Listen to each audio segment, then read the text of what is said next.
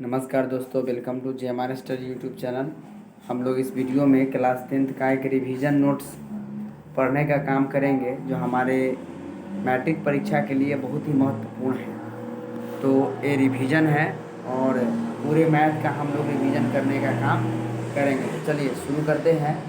जैसा कि मेरे वीडियो का टाइटल भी है, कक्षा 10 गणित का मैट्रिक गणित का महामैराथन गणित में सफलता की 100% गारंटी देता है। तो आप इस वीडियो को ज़रूर देखें और अधिक से अधिक लोगों में शेयर भी करें। तो चलिए, हमारा फर्स्ट चैप्टर है वास्तविक संख्या। वास्तविक संख्या क्या होता है? तो परिमेय, अपरिमेय और जो है जो कहने का मतलब धनात्मक ऋणात्मक सभी संख्याओं का एक युग्म को हम लोग कहते हैं वास्तविक संख्या। ठीक है, यानी वास्तविक संख्या क्या है? परिमेय और अपरिमेय के समूह को हम लोग वास्तविक संख्या कहते हैं। अगर बात करें तो वास्तविक संख्या के अंतर्गत यूक्लिड विभाजन प्रमेय का प्रयोग किया जाता है और ये बहुत ही महत्वपूर्ण है। यूक्लिड विभाजन प्रमेय के द्वारा कहेगा कि आपको जैसे 12 और 16 का मौसा निकालना है यूक्लिड विभाजन से। तो कैसे हम लोग निकालेंगे यूक्लिड विभाजन से? तो समझिएगा, जैसे कि मेरे पास 16 और 18 था, तो 16 और 18 का यानी 16 से 18 में देंगे डिवाइडेड मौसा का, तो यहाँ 2 आएगा। 2 से 16 में 2 8 जा 16 हो जाएगा। अब इसे हमें यूक्लिड प्रमेय से लिखना है 18 को, तो क्या लिखेंगे? 18 इज इक्वल टू 16 गुने 1 प्लस में 2। ठीक है, और यहाँ पर क्या हो जाएगा? 16 इज इक्वल टू 2 गुने 8 प्लस 0 यानी 2 और 2 यानी मौसा हमारे पास कितना हो जाएगा? तो मौसा बराबर 2 हो जाएगा। ठीक, अब यहाँ पर एक और महत्वपूर्ण बात है कि हमेशा 0 का मान less than is equal to R का होगा। 0 आर का मान क्या होगा कि 0 से बड़ा या बराबर होगा आर का मान, और जो आर का मान होगा वह क्या होगा? वह बी से छोटा होगा। बी से क्या होगा? छोटा होगा। ठीक है, तो आर का मान क्या होगा? छोटा भी हो सकता है। अब यहाँ आपको एक महत्वपूर्ण फार्मूला और है कि दो धनात्मक पूर्णांक ए और बी के लिए अगर बात करें तो अगर HCF ऑफ ए बी बराबर HCF ऑफ, जैसे कि 5 और 4 का HCF हमारे पास 1 होता है, तो 4 और 5 का भी HCF क्या होगा? 1 होगा। इसके बाद जो अगर बात करते हैं नेक्स्ट है कि LCM गुने HCF बराबर होता है ए गुने बी, यानी लौसा गुने मौसा बराबर पहली संख्या गुने दूसरी संख्या। आपको इस पर सवाल कैसे पूछ सकते हैं? जैसे कह देगा कि दो संख्या 5 और 4 है, इनका मौसा अगर 1 है तो बताइए कि लौसा कितना होगा? तो कोई बात नहीं है, 5 गुने 4, और चूँकि मौसा हमारे पास 1 दिया, 1 से भाग दे देंगे यानी 5 चौका 20, इसका क्या हो जाएगा? लौसा हो जाएगा। तो इस पर भी आप समझ सकते हैं। इसके बाद महत्वपूर्ण एक पॉइंट और आता है आपका कि शांत और अशांत बताना है।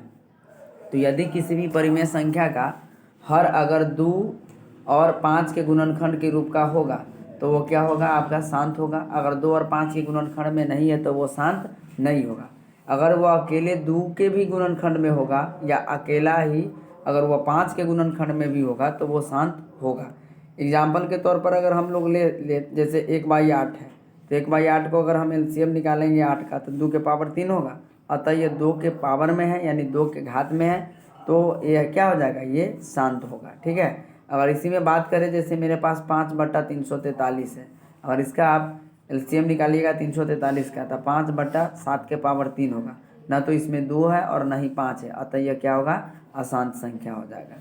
नेक्स्ट देखते हैं यहाँ पर दोस्तों कि आपका एक P/Q के रूप में लिखना होता है कि बहुत सारे एग्ज़ाम्स में कई बार जो है बोर्ड एग्जाम में पूछा गया है कि P/Q के रूप में लिखे। जैसे 0.2 है और 2 पर एक रिंग है, तो याद रखिए 0.2 है और 2 पर एक रिंग है, तो दशमलव भूलेंगे तो क्या हो जाएगा? 2, और 1 पर एक रिंग है यानी एक संख्या पर, तो 2/9।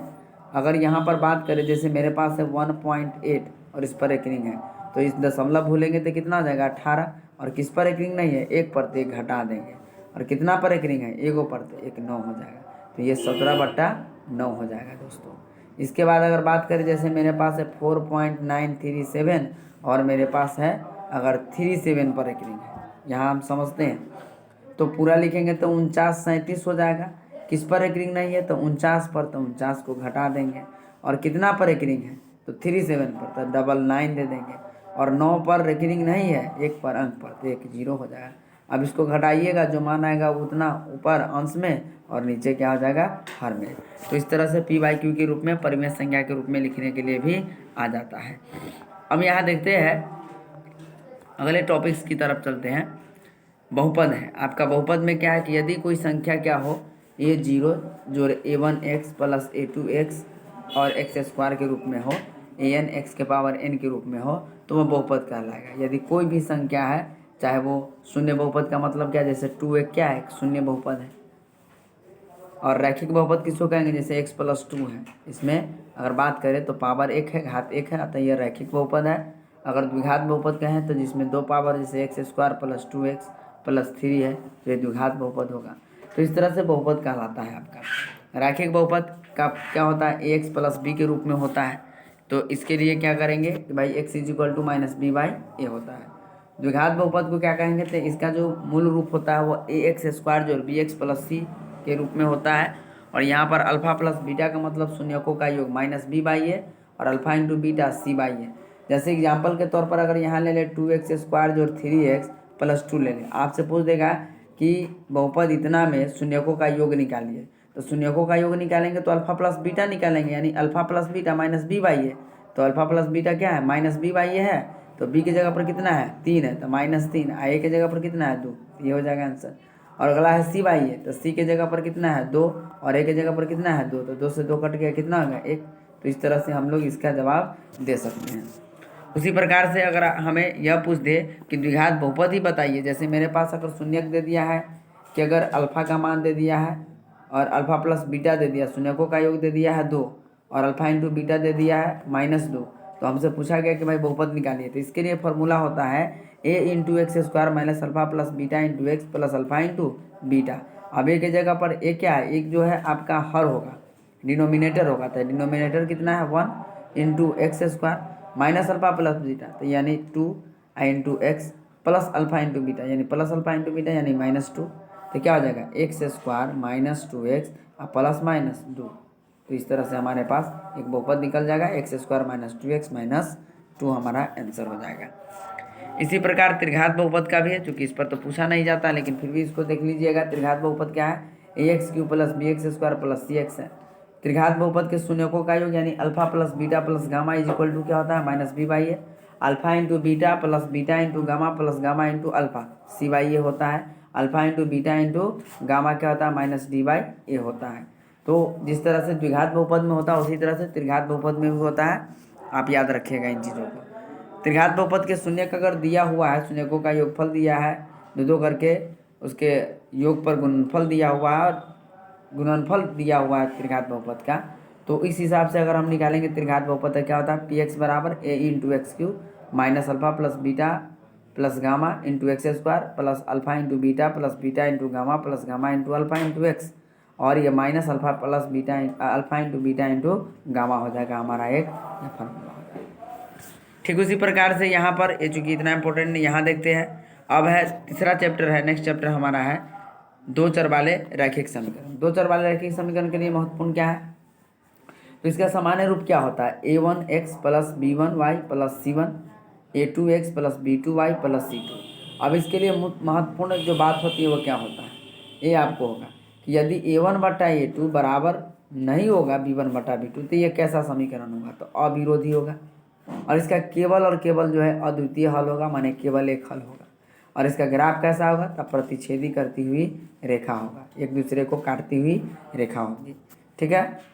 इसके बाद अगर आपसे पूछा जाए कि भाई a1/a2 बराबर हो जाए b1/b2 लेकिन बराबर नहीं हो c1/c2, तो इसका क्या होगा समीकरण, तो ये विरोधी होगा और इसका कोई हल नहीं होगा, यानी शून्य इसका हल होगा।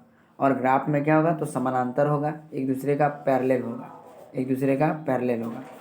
उसी प्रकार आपसे पूछ देगा कि अगर तीनों बराबर हो जाए a1/a2 बराबर b1/b2 बराबर c1/c2 तो ये कैसा होगा, तो यह तो समीकरण में आश्रित होगा और हल में क्या होगा, तो इसका अनगिनत हल होगा, यानी अनंत हल होगा। और यह प्रतिच्छेदी रेखा में क्या होगा, तो संपाती होगा, ओवरलैपिंग होगा, यानी एक रेखा पर ही दूसरा रेखा खींचा जाएगा। तो इस तरह से आप समझ सकते हैं। अगर यहीं पर आपसे यह पूछ दे कि संगत और असंगत, तो याद रखिएगा जिसका एक भी हल होगा तो वो क्या होगा, संगत होगा, जिसका एक भी हल नहीं होगा तो वो क्या हो जाएगा, आपका असंगत होगा। इस हिसाब से अगर बात करें तो A1/A2 अगर बराबर नहीं है B1/B2 या A1/A2 बराबर B1/B2 या C1/C2 तो ये क्या होगा, संगत हो जाएगा। ठीक है, आगे देखते हैं ब्रज गुणनखंड विधि के माध्यम से। तो ब्रज गुणनखंड विधि पर याद रखिएगा x/B1C2 B2C1। ठीक है, तो अगर बात करें तो डायरेक्ट फॉर्मूला को देखें तो x बराबर होता है B1C2 माइनस क्या होता है C1B2 बराबर में माइनस y/A1C2 माइनस A2C1 बराबर में 1/A1B2